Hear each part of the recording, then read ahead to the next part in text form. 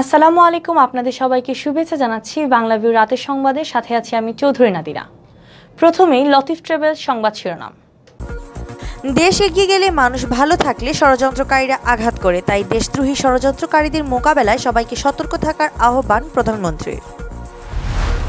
একনেকে পাশ হলো সিলেট ঢাকা ৬ লেন মহাসড়ক প্রকল্প, ব্যয় ধরা হয়েছে প্রায় ১৭,০০০ কোটি টাকা। সিলেটে ৩ মামলায় গ্রেফতার দেখিয়ে কারাগারে পাঠানো হয়েছে রিজেন্টের চেয়ারম্যান শাহেদ করিমকে, প্রতারণার আরেক মামলার তদন্তে পুলিশ। সিলেট সহ সারা দেশে উদযাপিত হচ্ছে সনাতন ধর্মাবলম্বীদের অন্যতম ধর্মীয় উৎসব সরস্বতী পূজা। সিলেট নগরে মঙ্গলবার করোনা টিকা নিলেন ২ সহস্রাধিক নারী পুরুষ। করোনায় সারা দেশে ১৩ জনের প্রাণহানি, নতুন আক্রান্ত শনাক্ত ৩৯৬ জন। সিলেটে হঠাৎ বেড়ে গেছে করোনা আক্রান্তের সংখ্যা, কমছে মৃত্যু, বাড়ছে সুস্থতাও। এতক্ষণ শুনছিলেন শিরোনাম, এবার বিস্তারিত। প্রধানমন্ত্রী শেখ হাসিনা বলেছেন, যখনই দেশ এগিয়ে যেতে থাকে, যখন মানুষ ভালো থাকার স্বপ্ন দেখতে শুরু করে, তখনই একটা আঘাত আসার সম্ভাবনা থাকে। এবারও সেটা মোকাবেলা করার জন্য সবাইকে সতর্ক থাকতে হবে। মঙ্গলবার সকালে গণভবন থেকে ভার্চুয়ালি যোগ দিয়ে এনইসি সম্মেলন কক্ষে শুরু হওয়া সভায় বক্তব্যে তিনি একথা বলেন। তিনি বলেন, অনেক উন্নত দেশ এখনো ভ্যাকসিন আনতে পারেনি, সেখানে বাংলাদেশ শুরু করেছে। যখন গবেষণা চলছিল তখন আমরা অগ্রিম টাকা দিয়ে রেখেছিলাম।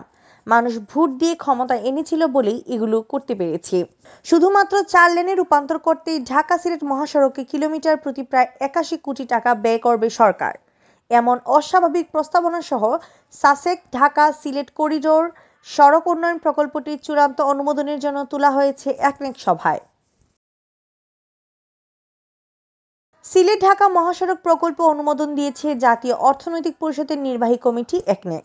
মঙ্গলবার অনুষ্ঠিত একনেকের সভায় সিলেটবাসীর বহু কাঙ্ক্ষিত এই প্রকল্প অনুমোদন দেওয়া হয়। এতে ব্যয় হবে ১৬,৯১৮ কোটি ৫৯ লাখ টাকা।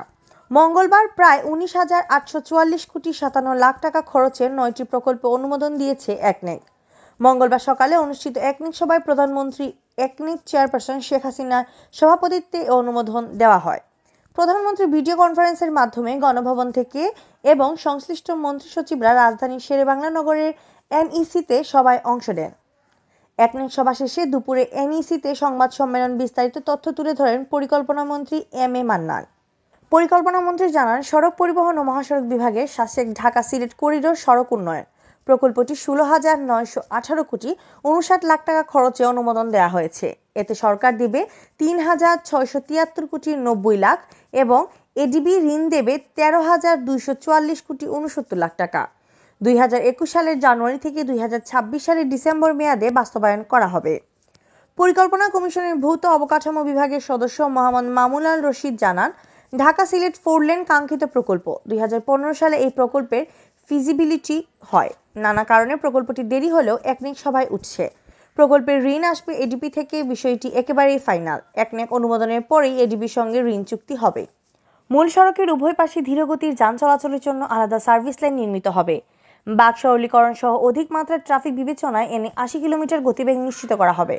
শিল্প বাণিজ্যে গতিশীলতা আনতে এশিয়া হাইওয়ে নেটওয়ার্ক, দক্ষিণ পূর্ব এশিয়ার ৭ দেশের জোট বিস্টেক করিডোর, দক্ষিণ এশিয়া আঞ্চলিক সহযোগিতা সংস্থা সার্ক করিডোর সহ আঞ্চলিক সড়ক নেটওয়ার্ক সম্প্রসারণে ৪ লেন গুরুত্বপূর্ণ অবদান রাখবে বলে অভিমত সংশ্লিষ্টদের। প্রকল্পের আওতায় আলাদা সার্ভিস লেন সহ সড়ক নির্মাণে অতিরিক্ত ৯৮৬.৪৭ একর ভূমি অধিগ্রহণ করা হবে। এর জন্য মোট ব্যয় হবে ৪,২৭৫ কোটি টাকা। ভূমি অধিগ্রহণে কাজপুর থেকে সিলেট পর্যন্ত ইউটিলিটিও স্থানান্তর করা হবে। নির্মাণ করা হবে ৩২১টি আরসিসি কালভার্ট। কালভার্টগুলোর মোট দৈর্ঘ্য হবে প্রায় ১,৩৮১ মিটার। ছোট বড় ৭০টি ব্রিজ সহ থাকবে ৫টি রেলওয়ে ওভারপাস। উপ আঞ্চলিক যোগাযোগ, বিশেষ করে ভারত, মায়ানমার, নেপাল, ভুটান ও চীনের সঙ্গে যোগাযোগের জন্য ভৌগোলিকভাবে বাংলাদেশ কেন্দ্রবিন্দুতে রয়েছে। এসব বিবেচনায় প্রকল্পটি বিশেষভাবে গুরুত্ব দিচ্ছে সরকার। লেন বিশিষ্ট মহাসড়কের উভয় পাশে ধীরগতির যান চলাচলের জন্য ৫.৫ মিটার প্রশস্ত করা সহ প্রকল্পের আওতায় ৬৬টি সেতু, ৩০৫টি কালভার্ট, ৭টি ফ্লাইওভার ও ওভারপাস ও ৬টি রেলওয়ে ওভারপাস থাকবে।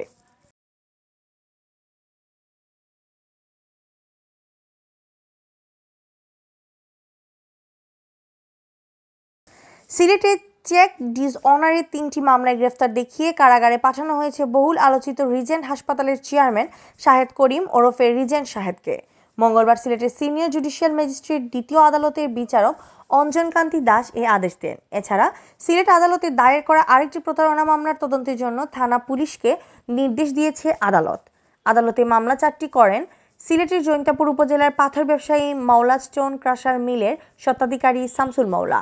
বাদীপক্ষের আইনজীবী আব্দুস সাত্তার জানান, শামসুল মাওলার কাছ থেকে পাথর নিয়ে 30,50,000 টাকার 4টি চেক প্রদান করেন। এর মধ্যে 20,50,000 টাকার 3টি চেক দেন, অপর চেকটি দেন 10 লাখ টাকার। এর মধ্যে অ্যাকাউন্টে টাকা না থাকায় 20,50,000 টাকার চেক ডিজনার হয়। অপর চেকটির ক্ষেত্রে জালিয়াতির আশ্রয় নেন শাহেদ করিম। অন্যের চেকে নিজে স্বাক্ষর করে 10 লাখ টাকা বসিয়ে শামসুল মাওলাকে প্রদান করেন। ফলে 4টি চেকের একটিও ব্যাংক থেকে পাস হয়নি। শামসুল মাওলা চেক ডিজনারে 3টি মামলা ও অন্যের চেকে নিজে স্বাক্ষর দিয়ে জালিয়াতির অভিযোগে আরেকটা মামলা দায়ের করেন। চেক ডিজনারে 3টি মামলায় গতকাল মঙ্গলবার সকাল 11:30টায় সিলেটের সিনিয়র জুডিশিয়াল ম্যাজিস্ট্রেট দ্বিতীয় আদালতে হাজির করা হয় শাহেদ করিমকে।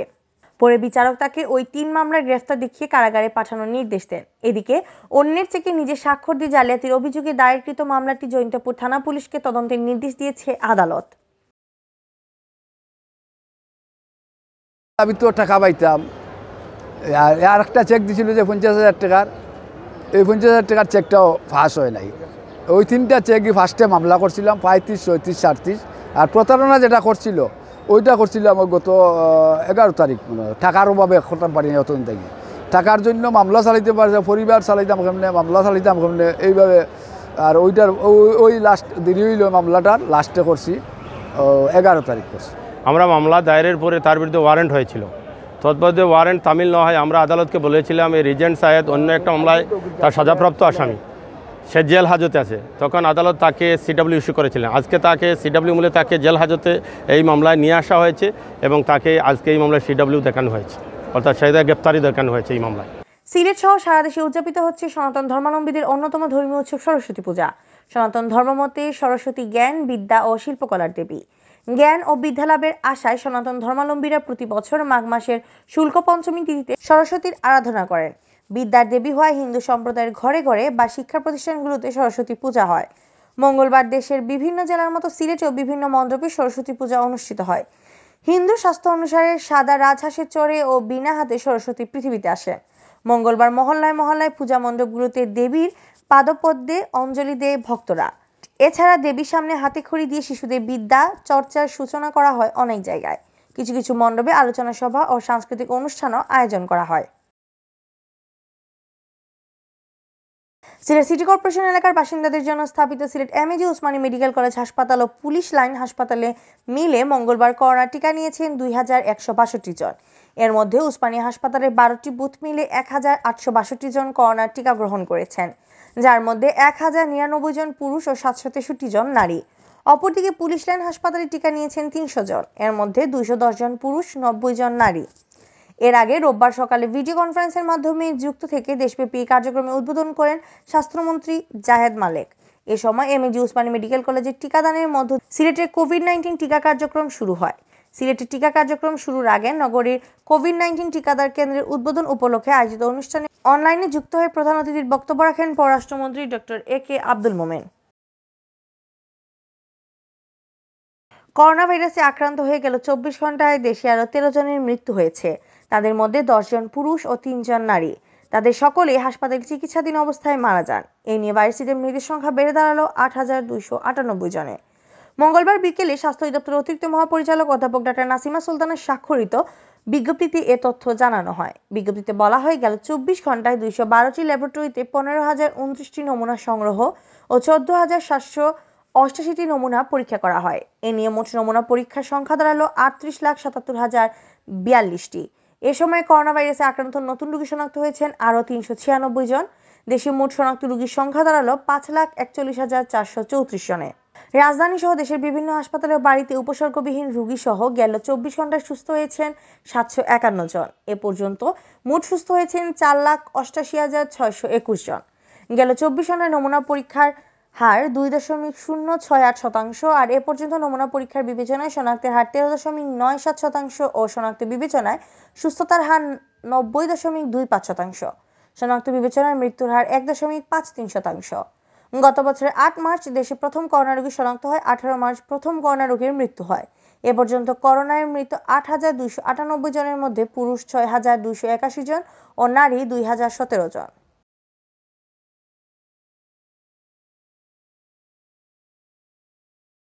সিলেটে হঠাৎ বেড়েছে করোনায় আক্রান্ত শনাক্তের সংখ্যা, পাশাপাশি বেড়েছে সুস্থতা। গেল ২৪ ঘন্টায় সিলেট বিভাগে নতুন করে করোনা আক্রান্ত আরও ১২ জন শনাক্ত হয়েছেন। একই সময়ে করোনা থেকে সুস্থ হয়ে উঠেছেন ১৩ জন। মঙ্গলবার সকালে স্বাস্থ্য অধিদপ্তরের সিলেট বিভাগীয় পরিচালক ডক্টর সুলতানা রাজিয়া স্বাক্ষরিত এক প্রতিবেদনে এ তথ্য জানানো হয়।